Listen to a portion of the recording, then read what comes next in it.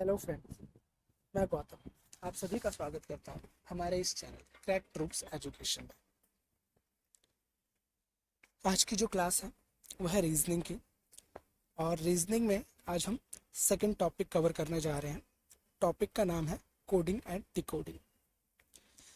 इससे पहले कर चुके हैं, वो टॉपिक था अल्फा न्यूमेरिक सीरीज पर, जो है ऑलरेडी वीडियो अवेलेबल है, तो आप सेक्शन में जा कर के देख सकते हैं, या उसकी प्लेलिस्ट भी बनी हुई है तो प्लेलिस्ट में जा कर के देख सकते हैं। उसमें हमने बेसिक स्ट्रक्चर समझा था, देन उसके यूज समझे थे, एंड देन क्वेश्चंस प्रैक्टिस की थी। अल्फा न्यूमेरिक सीरीज पे हमने प्रैक्टिस किया हुआ है, जो कि ऑलरेडी चैनल में अवेलेबल है, तो आप वहाँ पे जा कर के देख सकते हैं। ओके, तो जो भी इस चैनल पे नए हैं, सब्सक्राइब कीजिए, बेल आइकन प्रेस कीजिए कि आपको अपडेटेड वीडियो की नोटिफिकेशन मिलती रहे। अगर वीडियो पसंद आए तो उसे लाइक कीजिए और अपने दोस्तों को भी शेयर कीजिए ताकि उनकी भी मदद हो सके। चलिए, तो शुरू करते हैं आज का टॉपिक, कोडिंग एंड डिकोडिंग। तो सबसे पहले हम इसकी डेफिनेशन देख लेते हैं। कोडिंग डिकोडिंग है क्या, या हम इसे कोडिंग क्यों कहते हैं। आप देख रहे हैं कोडिंग डिकोडिंग, तो इसके नाम से ही समझ पा रहे हैं कोडिंग डिकोडिंग क्यों कहा गया। कोडिंग यानी कि कोड। एनी हाउ कहीं ना कहीं जब भी कोई सीक्रेट मैसेज पास करना हो या कुछ ऐसी बातें हैं जो दूसरों को पता ना करे, तो हम कोड वर्ड यूज़ करते हैं, है ना। कोड वर्ड का यूज़ करके हम बात करते हैं, तो वही होगी कोडिंग। डिकोडिंग यानी कि जो कोड, जिस कोड का हम यूज़ कर रहे हैं किसी मैसेज को छुपाने के लिए, उसको जानना, उसको समझना डिकोडिंग हो गया, है ना। चलिए डेफिनेशन देखते हैं। In this type of test, secret message और words have to be disphrased or decoded.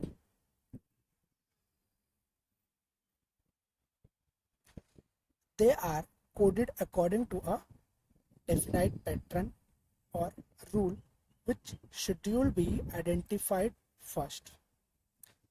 Then the same rule be applied to decipher another coded word or message.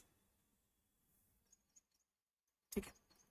Coding decoding यानी कि जिस भी कोड में बात की जा रही है, राइट, उसको डिकोड करना, उस कोड को समझना, उसको समझें और उसी के हिसाब से फिर आगे के जो भी सॉल्यूशन है या जो भी उसका अल्टरनेट है, उसको हम समझेंगे उसी वे में, है ना। चलिए, तो कोडिंग डिकोडिंग के टाइप्स क्या है। देखिए, सबसे पहले इसको समझने के लिए हमें उसके टाइप जानना जरूरी होगा। कोडिंग डिकोडिंग है क्या, इसका टाइप जानना बहुत जरूरी है। अगर हम टाइप जानेंगे तभी हम किसी भी कोड को डिकोड कर पाएंगे। ठीक है, तो कोडिंग एंड डिकोडिंग के टोटल 7 टाइप्स हैं। ठीक है, देखिए, पहला टाइप जो है वो है लेटर कोडिंग। दूसरा, कोडिंग बाय एनालॉग। तीसरा, कोडिंग इन फिक्टिएशन लैंग्वेज। ठीक है, फिक्टियस लैंग्वेज जो होती है उसमें coding. Coding by substitution, coding by shifting words, coding based on conditions, mathematical operation based coding. कहने का मतलब, पहला जो इसका टाइप है वो है लेटर कोडिंग, यानी कि कुछ मैसेज जो होगा या जो भी वर्ड बोले जा रहे होंगे उसको जो है लेटर के थ्रू कोड किया होगा। ठीक है, दूसरा टाइप जो होगा इसका, कोडिंग बाय एनालॉग। ठीक है, देखिए मैं आपको दिखाता हूँ।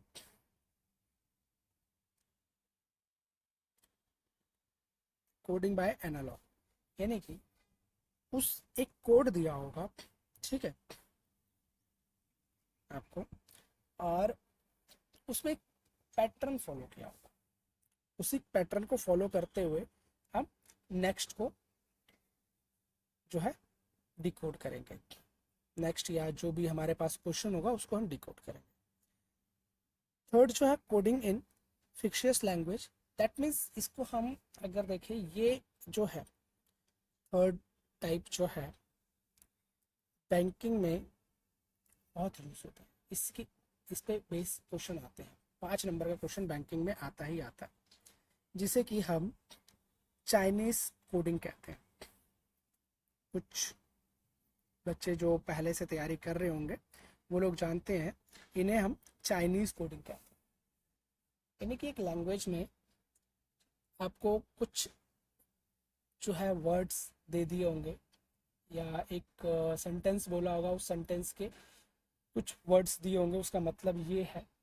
फिर आपसे पूछा जाएगा कि इसको हम क्या कहेंगे, या इस वर्ड का मतलब क्या है, या इसका साइन क्या है, ठीक है। तो इसके लिए कौन सा वर्ड यूज किया गया है, ऐसा क्वेश्चन पूछा जाएगा, ठीक है। तो बैंकिंग सेक्टर में इससे 5 नंबर का क्वेश्चन आता ही आता है, ठीक है। अब तो अदर्स में भी मैं देख रहा हूँ कि इसमें भी, अदर्स में भी इससे क्वेश्चंस आ रहे हैं, जैसे कि एसएससी भी 1 नंबर का क्वेश्चन पूछ लेता है एक सेंटेंस दे करके।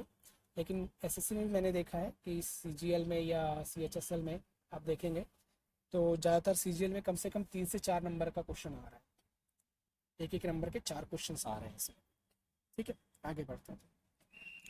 कोडिंग बाय सब्स्टिट्यूशन, यानी कि एक सब्स्टिट्यूशन मेथड का यूज़ करके कुछ उसकी जगह पे सब्स्टिट्यूट कर देगा और उसके हिसाब से आपको कोड बताया जाएगा, ठीक है। कोडिंग बाय शिफ्टिंग वर्ड, यानी कि कुछ वर्ड्स को शिफ्ट करता चला जाएगा, एक एक वर्ड को छोड़ के, 2 वर्ड को छोड़ करके, ऐसे करके एक कोड बनाया जाए, ठीक है। कोडिंग बेस्ड ऑन कंडीशंस, एक कंडीशन दे दी गई होगी, उसके बेस पे कोड होगा। मान लो कि एक सेंटेंस बोल दिया जाएगा, ठीक है, उस सेंटेंस का अपोजिट कुछ उल्टा अलग से बोल दिया जाएगा, फिर बोलेगा उसी बेस पे इस सेंटेंस को क्या कहेंगे या इसको कैसे लिखेंगे, ठीक है। देखिए अभी समझ में नहीं आएगा जब तक हम की प्रैक्टिस नहीं करेंगे, लेकिन आप उसके बारे में अवेयर रहें, इनके टाइप्स को जानें, ये ज़रूरी है, इसीलिए मैं आपको बता रहा हूँ, ठीक है। लास्ट जो है मैथमेटिकल ऑपरेशन बेस्ड कोडिंग, यानी कि नंबर बेस पे आपको कोडिंग दे दिया जाएगा, ठीक है। जहाँ पे कुछ नंबरिंग होगी, कुछ सिंबल्स का भी यूज़ किया जाएगा, ठीक है। एक कोड दिया होगा, उसका नंबर बता दिया होगा कि ये कोड हम इस नंबर में लिखते हैं या इस तरह लिख देंगे, तो अगला कोड क्या होगा, उसको कैसे करेंगे, ये सारी चीज़ें, ठीक है। तो जब हम इसको प्रैक्टिस में लाएंगे तो अपने आप आपको चीज़ें समझ में आएंगी, लेकिन हाँ नॉलेज रहे इस चीज़ की, इसीलिए मैं पहले आपको इसके टाइप्स बता रहा हूँ। चलिए आगे चलते हैं। Some basic concept we need to know, ठीक है। अब हम बात करें, जब हम कोडिंग और डिकोडिंग कर रहे हैं या जब भी इससे रिलेटेड क्वेश्चंस आ रहे हैं या इसके बारे में नॉलेज रख रहे हैं, तो हमें उसके कुछ बेसिक कॉन्सेप्ट जानना बहुत ज़रूरी है। तो इसके बेसिक कॉन्सेप्ट क्या है? पहला है place value of alphabet. Alphabet की प्लेस वैल्यू हमें जानना बहुत जरूरी है। अगर हम अल्फ़ाबेट की प्लेस वैल्यू नहीं जानते हैं तो उसमें हमें प्रॉब्लम आ सकती है। अब ये प्लेस वैल्यू कैसे जाननी है? फॉरवर्ड और बैकवर्ड दोनों रैंक, यानी कि जब हम ए बी सी डी एक नॉर्मल वे में बोलते हैं, general A B C D करके जेड तक, तो वो हमारी हो गई फॉरवर्ड रैंक, ठीक है। फॉरवर्ड रैंक यानी कि हम क्या करेंगे, इसमें लेफ़्ट टू राइट जाएंगे, ठीक है, लेफ़्ट टू राइट जाएंगे, ए बी सी डी इस तरह से लेफ़्ट से राइट की तरफ चलते चले। बैकवर्ड रैंक की बात करें तो वो राइट टू लेफ्ट हो जाएगा। बैकवर्ड में क्या हो जाएगा, जेड वाई एक्स, है ना, इस तरह से ए तक आएंगे। तो इन दोनों का कोड जानना बहुत जरूरी है, इन दोनों का रैंक जानना बहुत जरूरी है अल्फाबेट में। Next, opposite reverse letters. Opposite alphabet के अपोजिट जानना जरूरी है। जैसे ए का अपोजिट क्या हुआ, जेड, एम का अपोजिट क्या हो गया, एन। इस तरह से हमें अपोजिट जानना भी जरूरी है, और रिवर्स लेटर की पोजीशन भी जानना हमें जरूरी है, ठीक है। ये तो बेसिक कॉन्सेप्ट है। चलो हम देख लेते हैं प्लेस वैल्यू ऑफ अल्फाबेट्स।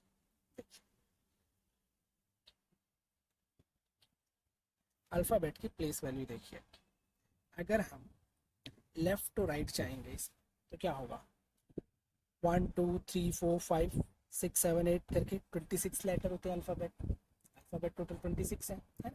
तो 26 पोजीशंस हो गई अल्फ़ाबेट की, तो टोटल 26 के 26 जो लेटर है, जो अल्फ़ाबेट है, उसकी पोजीशन हमें याद करना ज़रूरी है कि कौन सा लेटर, कौन सा अल्फ़ाबेट किस पोजीशन पे है। अगर आपसे कोई डायरेक्टली बोल दे कि एम कौन से पोजीशन पे है, तो क्या आप डायरेक्ट आंसर कर पाएंगे? तो इसीलिए अगर पोजीशन आपने याद कर ली है तो आप डायरेक्ट कहेंगे कि एम की पोजीशन 13 पे है ना? अगर आपसे कोई ये पूछेगा ए कौन से पोजीशन पे, तो वो तो बता देंगे कि ए स्टार्ट होता है ए, जेड लास्ट है तो 26 हो गया, बी तो दूसरे पोजीशन पे है, सी तो तीसरे पे है, डी चौथे पे है, इतना तक तो बता देंगे। लेकिन जब आगे बात की जाएगी ई, तो आपको हो सकता है काउंट करना पड़े, डायरेक्ट नहीं बता पाएंगे। तो काउंटिंग में आप जहाँ पे आपको 2 सेकंड लगना है, 1 सेकंड 2 सेकंड में आंसर देना है, वहाँ पे आप काउंटिंग करेंगे तो 5 सेकंड आप अपना वेस्ट करेंगे। तो इसीलिए इसकी पोजीशंस हमें याद करने हैं, ठीक है? लेफ्ट टू राइट और राइट टू लेफ्ट दोनों, ठीक है? चलिए, आप पोजीशन याद करने के लिए क्या करें, कैसे याद करें? टोटल 26 अल्फ़ाबेट है, 1 से 4 तक सभी को पता रहता है, ठीक है? उसमें कोई कंफ्यूजन नहीं है ना? ABCD 1 से 4 तक तो सभी को पता है। अब देखिए, इसको याद करने के लिए हमें समझना पड़ेगा, कुछ फॉर्मूले, कुछ ट्रिक्स, कुछ रटना पड़ेगा, ठीक है? तो A से D तक सबको मालूम है कि A से D तक 4 होता है, ठीक है? E जो है 5वीं पोजीशन पे है। अब देखिए, एक यहाँ पे वर्ड लिखा है इजोटी, EJOTY, इसे आप याद कर लें, इजोटी। ये क्या है? ये 5 के मल्टीपल्स है, यानी कि 5, 10, 15, 20, 25। जब भी आप इजोटी बोलेंगे तो सीधे याद आ जाएगा कि 5, 10, 15, 20, 25, यानी कि y की वैल्यू 25 हो गई, y की जो पोजीशन है वो 25वें पे है, ठीक है? E की पोजीशन 5 पे है, ठीक है? JOT रह गया, तो J की पोजीशन 10वें पे हो गई, O की पोजीशन 15वें पे हो गई, T की पोजीशन 20 पे हो गई। देखिए, T को अगर याद करना चाहते हैं तो देखिए T20 मैच होता है ना? तो T जब भी बात की जाए T, तो T क्या है? T20 पे पोजीशन है, T की पोजीशन 20 पे है, T20 मैच से याद कर सकते हैं, ठीक है? आपने इजोटी याद कर लिया तो 5 अल्फ़ाबेट की पोजीशन आपने याद कर ली, है ना? चलिए आगे बढ़ते हैं। अब देखिए, यहाँ तक आपने याद कर लिया इजोटी, यानी कि 5 लेटर इधर से याद हो गए आपको, 4 उधर से याद हो गए, जेड का आपको पता है कि 26वें पे होता है, तो कितने हो गए? 10 तो आपको याद होगा। अब रह कितने गए? 16 ही रह गए, है ना? तो 16 में आप देखिए, ई के बाद एफ को देखिए, क्या एफ आपको लग रहा है कि अगर इसमें हम कुछ ऐड करें तो कोई डिजिट बन जाए? तो देखिए, मैंने यहाँ पे शो किया है, एफ में अगर हम 2 लाइन ड्रॉ करते हैं नीचे की साइड में, तो देखिए 6 का सेंस नहीं दे रहा, क्या लग नहीं रहा कि एफ 6 की तरह है? तो इस तरह से याद कर लीजिए, एफ 6 पे है, जैसे ही आपने एफ को देखा 6। जी देखिए, जी के अंदर ही 7 है ना? एच, अगर दोनों लाइन एच को ऊपर से और नीचे से दोनों साइड से कवर कर दे तो 8 की पोजीशन नहीं दे रही, क्या 8 नहीं बन जाएगा? तो एच हमारा 8 हो गया, यानी कि 8वें पोजीशन पे कौन है? एच। कुछ आपने क्लॉक्स देखे होंगे, डिजिटल क्लॉक्स में 8 ऐसे ही लिखा रहता है ना? आई 9, है ना? जे का आपको पता ही चल गया, क्या है? 10 इजोटी के अकॉर्डिंग, है ना? अब के को देख लीजिए, 11 कर दीजिए। के, अगर जो के में 2 डंडी उधर लगी हुई है एक सीधे डंडी पे, तो उसको अगर सीधा कर देंगे तो 11 का सेंस नहीं देगा, तो के हमारा हो गया 11। एल को याद कर लीजिए, 12। एल क्या है? 12। लास्ट क्लास क्या होती है स्कूलिंग लाइफ में? लास्ट क्लास क्या है? 12। उसके बाद कोई क्लास नहीं है, तो एल लास्ट 12, ठीक है? एम मिड में, 26 डिजिट होता है टोटल, 26 अल्फ़ाबेट होता है, तो 26 में एम जो है मिड पे आता है, देखिए, तो एम का पोजीशन क्या हो गया? 13, और एम के बाद ही एन आता है तो एन हो गया 14th पे, और ओ 15 इजोटी के अकॉर्डिंग। टोटल 15 याद हो गया आपको, है ना? 15 इधर से, 1 उधर से, 16, अब रह गए 10। 10 में भी 2 आपको मालूम है, 8 रह गए। अब 8 कौन कौन से रह गए? P Q R S U V W x, है ना। चलिए इसमें भी देखिए कुछ एक और ट्रिक है।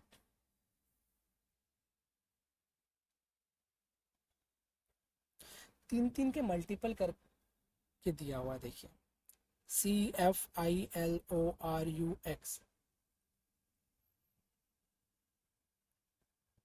है ना। ये तीन तीन के मल्टीपल्स हैं। तो देखिए जो P के बाद के रह गए, ठीक है, P को आप याद कर लीजिए, उसको रट लीजिए, Q को रट लीजिए, R को देखिए, R क्या सेंस दे रहा है। अगर R को देखेंगे तो 18 का सेंस नहीं देगा, R भी 8 की तरह बनता है, 8, है ना। तो 8 के आगे 1 लगा देंगे तो 18 हो जाएगा। 8 तो ऑलरेडी हमें पता है H होता है, तो यहाँ से R की पोजीशन भी आ जाएगी, R का पोजीशन भी हमें समझ में आ जाएगा, याद हो जाएगा कि R 18वें पे हो गया। 19वें पे S हो गया, क्योंकि S को भी देखिए, अगर हम S को भी उस तरह कर दें तो क्या हो जाएगा, 9 का सेंस देगा, और एक उसके आगे लगा देंगे, 19 हो जाएगा। तो S 19 पे हो गया, ठीक है।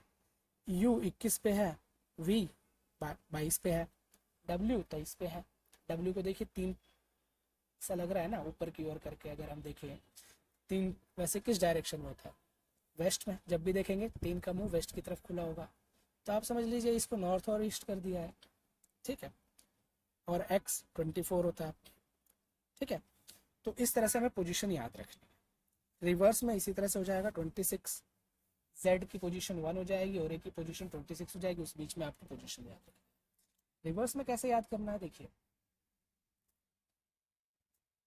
अगर मैं कहूँ Z की पोजीशन क्या हो रिवर्स में, तो कहेंगे 1, है ना, क्यों मालूम है।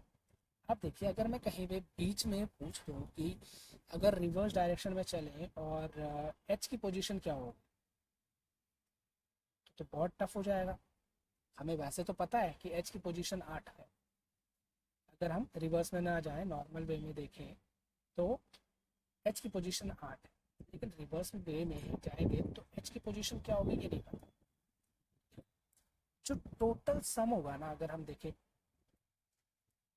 एक नॉर्मल पॉजिटिव वे में चले और रिवर्स में चले, तो दोनों का सम जो हो जाएगा ना वो 27। कैसे? H कहाँ है? 8वें नंबर पे है, ठीक है। अब देखिए अगर हम उल्टा गिने यहाँ से, तो Z 1 पे है, ठीक है। H देखिए कहाँ पे आया, 19वें नंबर पर, है ना।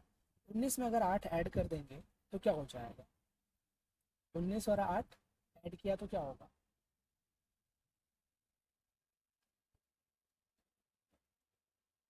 27 हो जाएगा। 19 1 20, बाकी 7 27, है ना। तो इसीलिए टोटल सम जो होगा उसका 27 होगा। अब जैसे Z की बात की, Z को अगर हम सीधा काउंट करेंगे, ठीक है, तो क्या आएगा, 26वें नंबर पे, पोजीशन उसकी 26वीं है। लेकिन जैसे ही उल्टा काउंट करेंगे उसकी पोजीशन क्या हो गया, 1। तो अगर 26 में एक ऐड कर दें तो क्या हो जाएगा, 27, है ना। लेकिन 27 में जब हम एक माइनस कर देंगे तो क्या हो जाएगा, 26, या 27 में 26 माइनस कर देंगे तो क्या हो जाएगा, एक, पोजीशन आ गई। तो इसी तरह से जब रिवर्स की बात की जाएगी तो टोटल नंबर में किसी की जो सीधी पोजीशन है उसको माइनस कर देंगे तो हमारी उल्टी पोजीशन निकल जाएगी, ठीक है। जैसे कि मान लीजिए M क्या है, 13, है ना, M13, क्योंकि मिड में है। अगर M13 है और रिवर्स में काउंट करना हो तो 27 में 13 माइनस कर देंगे तो क्या आएगा, रिवर्स में 14वें पोजीशन पे आ जाएगी। अब रिवर्स में जब हम काउंट कर रहे हैं तो N क्या आ जाएगा, मिड में आ जाएगा। अगर सीधे डायरेक्शन में चल रहे हैं तो M मिड में है, लेकिन जब रिवर्स में चलेंगे तो N मिड में आ जाएगा। तो N की पोजीशन क्या होगी, 13। वैसे सीधे में क्या है, 14, 27 में 14 माइनस करेंगे तो 13, यानी कि रिवर्स में जब चलेंगे तो 13 आ जाएगा, ठीक है। यहाँ तक क्लियर है। चलिए आगे बढ़ते हैं। तो जैसा कि मैंने आपको बताया था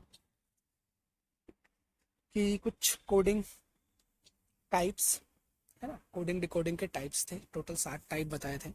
उसमें पहला टाइप मैंने बताया था आपको लेटर कोडिंग। तो देखिए एक लेटर कोडिंग का हम एग्जाम्पल देख लेते हैं, ठीक है। अभी हम एग्जाम्पल देखते हैं क्वेश्चंस प्रैक्टिस हम बाद में करेंगे, पहले हम एग्जांपल से सारे समझ लेते हैं। लेटर कोडिंग देखिए, coding by shifting letter. Letter coding में भी दो टाइप है, एक coding by shifting letters, letter को शिफ्ट कर करके कोड किया है, ठीक है, और दूसरा जो होता है इसमें कोडिंग बाय रीअरेंजिंग लेटर्स, ठीक है, लेटर को रीअरेंज करके कोड दिया है। तो चलिए पहला टाइप देखते हैं, coding by shifting letters. Example, in a certain code language the word water is coded as VZSDQ। एक वाटर का कोड इन्होंने दिया है VZSDQ। How will the word carbon be written in that language. अब carbon को हम उस language में कैसे लिखेंगे, तो देखिए एग्जांपल, वाटर क्या है, हमने वाटर लिख दिया, ठीक है, और वाटर की बाद जो उसको कोड किया गया वाटर, वो कोड हमने नीचे लिख दिया। अब देखिए W के बाद W का कोड क्या रखा इन्होंने, V रखा, ठीक है, W का कोड V रखा। तो क्या देखिए W अगर अल्फ़ाबेट के हिसाब से चले, W और V, कुछ समझ में आ रहा है, UVW ऐसे ही कुछ है ना, UVW है ना। फिर देखिए नेक्स्ट, A का Z, AZ, ठीक है, T का S, RST। इससे मतलब क्या हो रहा है कि एक एक अल्फ़ाबेट कम होता जा रहा है ना, माइनस कर रहा है। जो भी वाटर का एक अल्फ़ाबेट दिया हुआ है, उस अल्फ़ाबेट में एक अल्फ़ाबेट कम करके उसको लिख दिया है। तो W में -1 किया, एक अल्फ़ाबेट कम किया तो V हो गया। A में एक माइनस करेंगे तो क्या होगा, अगर प्लस करेंगे तो B हो जाएगा, लेकिन माइनस करेंगे तो Z आ जाएगा ना, तो Z हो गया। T में एक माइनस किया S हो गया, E में एक माइनस किया D हो गया, R में एक माइनस किया Q हो गया। यानी सब में जो है एक एक लेटर चेंज कर दिया, शिफ्ट कर दिया, एक एक पहले कर दिया, है ना। तो इसी तरह से कार्बन को एक एक पहले, कार्बन के जो अल्फ़ाबेट हैं उसमें जो यूज में अल्फ़ाबेट, उसको एक एक लेटर जो है शिफ्ट कर देंगे, तो हमारा उसका कोड आ जाएगा, राइट। तो क्या हो जाएगा, C का B, A का Z, R का Q, B का A, O का N, N का M। हमारा आंसर आ गया, ये कोड होगा हमारा कार्बन का, ठीक है, समझ में आया। Next, coding by rearranging letters. अब कोडिंग बाय रीअरेंजिंग लेटर्स, अब क्या कर रहे हैं यहाँ पे, पहले क्या था, लेटर को शिफ्ट कर रहे थे, अब यहाँ पे लेटर को रीअरेंज करते हैं। देखिए, in a certain code language the word language is written as ENAUGGAL। How will be the word shifting be written in that language. उसी लैंग्वेज में हम शिफ्टिंग को कैसे लिखेंगे, तो देखिए लैंग्वेज, ये क्या है, यहाँ पे क्या है, कौन सा टाइप है ये, कोडिंग बाय रीअरेंजिंग लेटर्स, यानी कि लेटर्स को रीअरेंज किया गया। रीअरेंज कैसे, मतलब आगे पीछे कर दिया गया होगा। देखिए लैंग्वेज, यहाँ पे देखिए क्या कुछ समझ में आ रहा है, देखिए देख करके भी आप डायरेक्टली कर सकते हैं। लैंग्वेज में देखिए L स्टार्ट हो रहा है, E पे एंड हो रहा है, लैंग्वेज L से स्टार्ट होकर E पे एंड हो रहा है ना। अब देखिए इन्होंने क्या किया, पहले L और E को इंटरचेंज कर दिया, यानी कि E को स्टार्ट कर दिया, L को एंड कर दिया, ठीक है। अब देखिए फिर A और N को इंटरचेंज कर दिया, A N इंटरचेंज हो गया, है ना। अब देखिए A N इंटरचेंज हो गया, उसके बाद G और U को इंटरचेंज कर दिया, फिर A और G को इंटरचेंज कर दिया, ठीक है। अब देखिए जब भी ऐसा आए और आपको समझ में नहीं आता या आप नहीं समझ पा रहे हैं, इसको डिकोड नहीं कर रहे, तो डिकोड करने के लिए देखिए एक सॉल्यूशन दिया। सॉल्यूशन क्या होगा, आप उस वर्ड को लिख लीजिए और उसकी नंबरिंग कर दीजिए, ठीक है, और उस जो दूसरा उसका कोड दिया है उस कोड को लिखिए और उस पर नंबरिंग उसके अकॉर्डिंग कर दीजिए। जैसे लैंग्वेज यहाँ पे था, ठीक है, हमने लैंग्वेज 1 2 3 4 5 6 7 8 तक कर दिया। अब उसके बाद इंग्वेल जो भी लिखा है ENAGENAUGGAL, इसको हम लिखेंगे और उसको फिर उसी के पोजीशन के अकॉर्डिंग नंबर लिख देंगे। अब जो नेक्स्ट है शिफ्टिंग, हम सेम शिफ्टिंग भी लिखेंगे एंड देन उसी पोजीशन के अकॉर्डिंग, उसी नंबर के अकॉर्डिंग हम उसका कोड निकाल लेंगे। ठीक है, समझ में आया? जैसे देखिए लैंग्वेज 1 2 3 7 करके 8 तक लिख दिया। अब देखिए ई कौन सा है 8, फिर एन, एन का यहाँ पे क्या है 3, कोड क्या है 3, ए का कोड क्या है 2, यू का कोड क्या है 5, जी 7, जी 4, ए 6, एल 1। अब देखिए यहाँ पे कहेंगे जी जी 2 बार ही आया हुआ है। अब हमें कैसे पता चलेगा कि जी कौन सा पहला है कौन सा दूसरा है ना? यहाँ पे तो हो सकता है कोई भी पोजीशन हो सकती है जी की। तो देखिए एनी हाउ जी की पोजीशन हम पहले वाले में यहाँ पे लेके चल लेंगे। जो पहला होगा उसको हम डाल देंगे। जब भी 2 लेटर एक साथ आ जाएगा तो उसका फर्स्ट वाला जो नंबर होगा पहले उसे ले लेंगे, फिर हम दूसरा लेंगे। ठीक है, इसी तरह से इसमें देख लीजिए सेम। अब ये जो कोड बना है 83254761, इसी कोड को यूज करके हम शिफ्टिंग का कोड निकाल लेंगे। ठीक है, क्लियर है यहाँ तक? चलिए आगे चलते हैं। Second type coding by analog, coding by shifting letters. Coding by analog में भी 2 टाइप है। एक coding by shifting letters, example के लिए in a certain code language come is written as FLPB and here is written as KBUB. How is fast written in that code? ठीक है, आप same देखिए सॉल्यूशन क्या होगा। कम हमने लिखा और उसके नीचे हमने ये लिख लिया। इतना लिखना नहीं है, ये तो स्टार्टिंग के लिए है, आपको समझ में नहीं आ रहा तो ये एग्जांपल दिया गया है। जब आप प्रैक्टिस करेंगे तो आप यूज टू हो जाएंगे, उस टाइम पे फिर आपको इतना लिखना नहीं पड़ेगा। उस टाइम पे आपको बस कोड देखना है और अपने आप माइंड में आएगा कि इस कोड में ये डिफरेंस आ रहा है तो ये चीज़ लग जाएगी। जैसे कि देखिए कम है COME is written as FLPB। तो देखिए आप यहाँ पे समझिए सी और सी का कोड क्या दिया है यहाँ पे F, तो CABCDEF है ना, ऐसा ही हो गया ना। सी की पोजीशन क्या है 3, F की पोजीशन क्या है 6। ठीक है, उसके बाद देखिए ओ की पोजीशन क्या है 15 है ना। एल की पोजीशन क्या है लास्ट, एल लास्ट था ना, लास्ट यानी कि 12 है ना, यानी कि क्या हुआ 15 फिर 12, पहले क्या था 3 6, यानी कि 3 6 बढ़ गया, 15 से फिर 12 हो गया यानी कि 3 कम हो गया। फिर एम कितना पे था 13 पे, और यहाँ पे क्या है पी क्या था, पी को हम क्या कर सकते थे 16 है ना। तो फिर क्या हुआ, फिर बढ़ गया 3।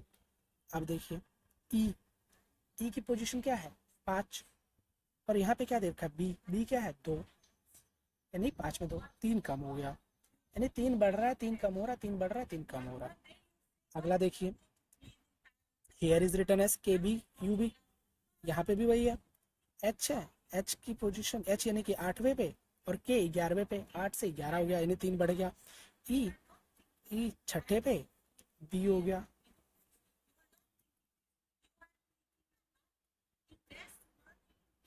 नहीं ई 5वें पे है ना, इजोटी 5 पे है, बी 2 पे आ गया यानी कि 3 घट गया। तो वही हो रहा है 3 बढ़ रहा है 3 घट रहा है, 3 बढ़ रहा है 3 घट रहा है। तो अगला जो हमें जिसकी पोजीशन चाहिए, जिसका हमें कोड निकालना है, उसमें भी 3 बढ़ रहा होगा 3 घट रहा होगा। तो फास्ट का क्या हो जाएगा, एफ 6ठे पे है तो पहले क्या हो रहा था बढ़ रहा था, तो 3 बढ़ा देंगे 9 यानी कि आई आ जाएगा। देखिए ठीक है, ए अब पहले बढ़ गया तो अब कम होगा, ए तो -3 करेंगे एक्स हो जाएगा, एस +3 कर देंगे वी हो जाएगा, टी -3 कर देंगे क्यू हो जाएगा। तो हमारा आंसर आ गया IXVQ। नेक्स्ट टाइप है इसका digit coding. Example in a certain code pair is written as 5928 and aunt is written as 2463. How is urea written in that code? ठीक है, अब एक अल्फाबेट को नंबरिंग दे दिया, ठीक है, और उसी तरह से अगला पूछा उसका क्या कोड होगा। तो देखिए पियर आंट, अब देखिए इनमें जो अगला है क्या, जो जिसका कोड पूछा यूरिया, क्या ये इनके अल्फ़ाबेट इन दोनों में लाई कर रहे हैं, इन दोनों में आ रहे हैं। तो देखिए यू यू आ रहा, AUNT। यू की यू जो है पोजीशन जो है दूसरा है, उसमें देखिए नंबर क्या है उसका, वहाँ पे उसी में नंबर क्या है 4। तो यू का कोड क्या हो गया 4। आर देखिए, आर पेयर में है और आर कितने पे है 8 पे है, 8 8। ठीक है, ई का क्या हो जाएगा, ई देखिए ई कहाँ पे है, ई दूसरे पे, पेयर्स में दूसरे पे है। तो ई के लिए क्या कोड यूज़ किया 9, तो 9 हो गया। ए क्या है, ए दोनों में कॉमन है। ठीक है, पीयर्स में भी आ रहा है, आंट में भी आ रहा है, तो यानी कि इसका नंबर भी कॉमन होना चाहिए। पीयर्स में तीसरे नंबर पे है, तो तीसरे नंबर पे क्या है 2, और आंट में पहले नंबर पे देखिए 2, दोनों का कोड कॉमन आ गया तो 2 हो जाएगा। अब इसको अगर इस तरह से नहीं माइंड में आ रहा है, जब आप क्वेश्चन करेंगे तो यूज टू हो जाएंगे तो आपके माइंड में आएगा, लेकिन नहीं आ रहा तो हम क्या करेंगे, इन सारे कोड को पहले लिख लेंगे, सारे अल्फ़ाबेट को लिख लीजिए, अगर कॉमन है तो उसको एक ही बार लिखिए, और फिर जो नंबर दे रखा है वो नंबर हम लिख लेते हैं, और फिर उसके हिसाब से जिसका पूछा उसका कोड हम यहाँ पे कर देंगे। ठीक है,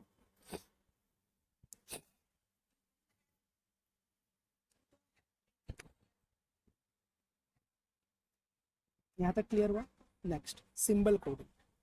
इसी तरह इसमें एनालॉग में सिंबल कोडिंग भी होती है। Example, in a certain code brother is written as this symbol and dream is written as this symbol, how is thread written in that code.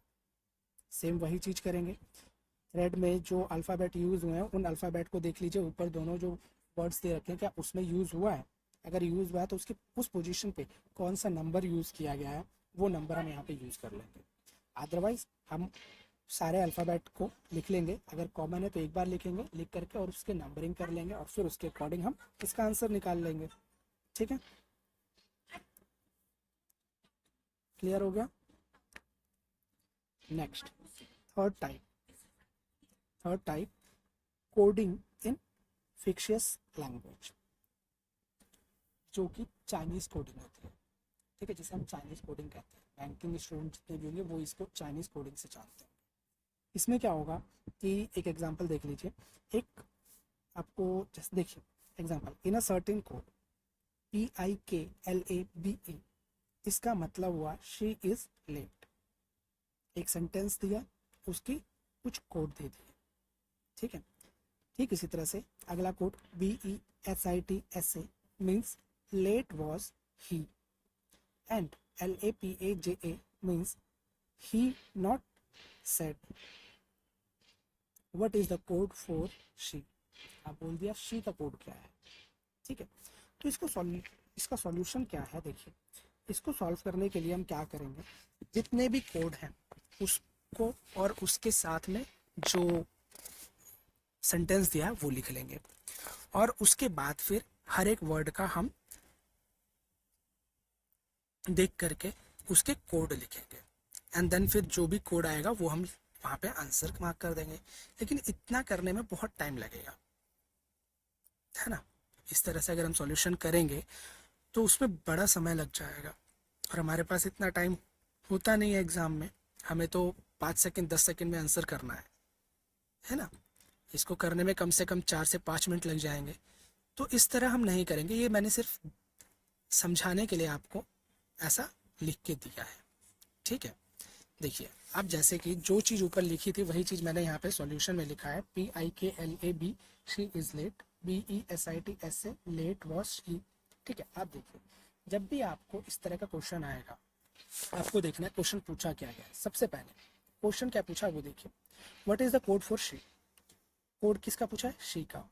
अब देखिए शी कितनी बार है, जो सेंटेंस इसमें दिया हुआ है उस सेंटेंस में शी का यूज़ कितनी बार हुआ है, एक ही बार यूज़ हुआ है, वो भी ऊपर वाले सेंटेंस में, उसके अलावा कोई यूज़ हुआ है नहीं।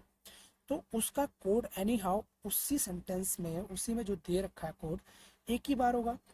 जब नीचे कहीं रिपीट हुआ नहीं है तो इसका मतलब वो कोड नीचे कहीं रिपीट नहीं होना चाहिए।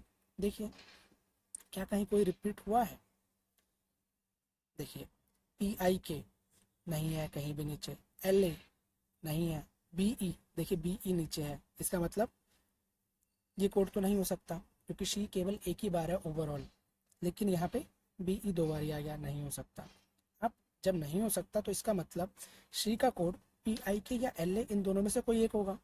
अब हम कंफ्यूज हैं, क्यों? क्योंकि यहाँ से क्लियरिटी नहीं है, इसमें ये नहीं है, ये चाइनीज़ कोडिंग जो होती है उसमें ये नहीं होता कि शी अगर पहले पोजीशन पे है तो पी आई के लिखा है वही पहला पोजीशन ही उसका कोड होगा, नहीं, हो सकता है वो लास्ट भी हो, एल ए भी हो सकता है उसका, ठीक है। अब हमें यहाँ पे देखना है एल ए क्या कहीं और रिपीट हुआ है? एल ए देखिए पूरे में कहीं भी रिपीट नहीं हुआ, इसका मतलब इस कहीं और रिपीट हुआ है, इस भी कहीं और रिपीट नहीं हुआ। तो अब हम इसको डिफाइन नहीं कर पाएंगे कि शी का कोड पी आई के होगा या एल ए होगा, तो इसके लिए हमें दोनों कोड आंसर करना होगा, पी आई के एल ए, ठीक है, आइदर पी आई के एल ए, कुछ भी हो सकता है, आइदर में आंसर होगा वहाँ मेंशन, ठीक है। या तो फिर आपको वो ऑप्शन ही नहीं दिया होगा वहाँ पे, अगर यही पूछ लेता what is the code of B E, B E का कोड क्या होगा, तो देखिए बीई दो बार ही रिपीट हुआ है, पहले में और दूसरे में, ठीक है। तो बीई पहले सेंटेंस में लेट है, दूसरे में भी लेट लिखा हुआ है, दोनों सेम है, तो लेट का कोड बीई हो गया, ठीक है।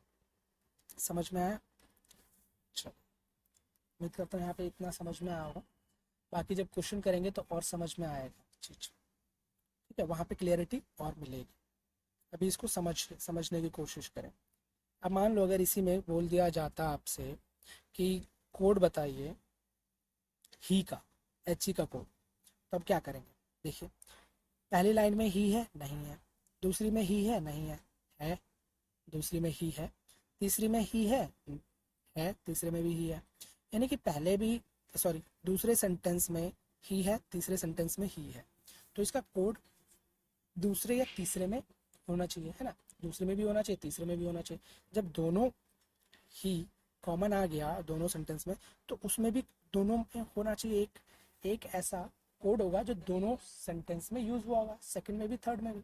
तो देखिए एस से है जो सेकंड में है और एस से है जो थर्ड में भी है, उसके बाद देखिए कोई और है, बी ई है, बट बी ई क्या है, ऊपर है, उसमें हमारा है ही नहीं, तो बी ई तो हो ही नहीं सकता। एस से S I T, S I T क्या S I T second third में है? नहीं है। फर्स्ट में है? नहीं है। क्या देखिए वॉज फर्स्ट में है? नहीं है। सेकंड में है? नहीं है।